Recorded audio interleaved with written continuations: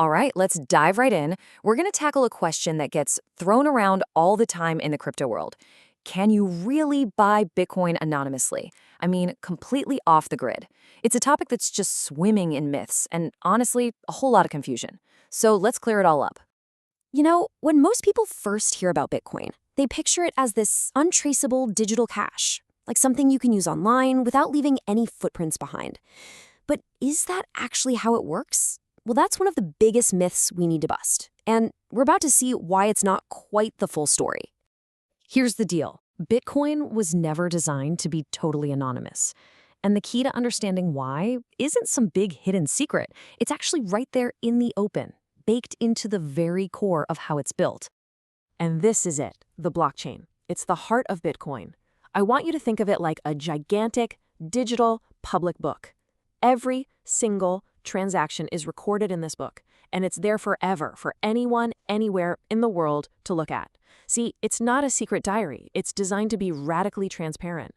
Now, your real name isn't written next to the transaction, but it does leave an electronic trail that can absolutely be followed.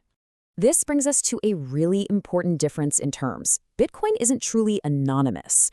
It's what we call pseudonymous. So what on earth is the difference? Well, anonymous means there's just no identity linked to you at all. Zero. Pseudonymous is kind of like an author using a pen name. Your Bitcoin address is your pen name. It's not your real name, for sure, but if anyone can ever link that address to your real identity, let's say through an exchange where you had to show your driver's license, well, suddenly that pen name isn't so private anymore. Okay, so if total, complete anonymity is pretty much off the table, what about just privacy? People are still really interested in buying Bitcoin without plastering their personal details all over it. And yeah, there are a few ways they try to make that happen. The three big ones you'll hear about are Bitcoin ATMs, which sometimes let you buy smaller amounts with cash. Then there are peer-to-peer platforms where you're buying directly from another person. And finally, you have decentralized exchanges, which don't have a central company in charge.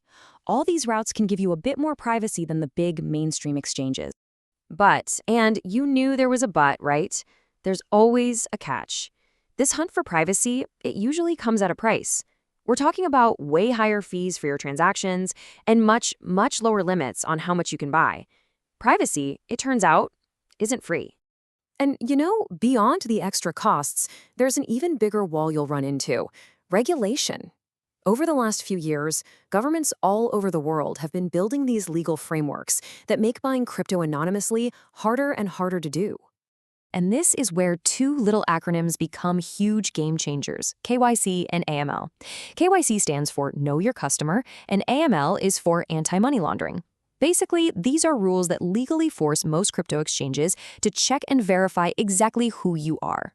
So the second you upload your ID to one of these platforms, that pen name we talked about, your Bitcoin address, gets directly linked to your real-world identity. So what if you decide, okay, I'm going to try to get around all that, I'm going to go off-grid with a peer-to-peer deal? You might get a bit more privacy, sure, but you're also stepping into some pretty risky territory. And the dangers here are very, very real. We're talking about scams, outright fraud, and basically zero buyer protection. When you're dealing one-on-one with a stranger online, there's no big company to step in if the deal goes bad. You could send your money and poof, it's gone, with absolutely no way to get it back. So after all that, it really boils down to this one core dilemma. When you strip everything else away, you're left with a fundamental choice between two things that are often at odds with each other: privacy and protection.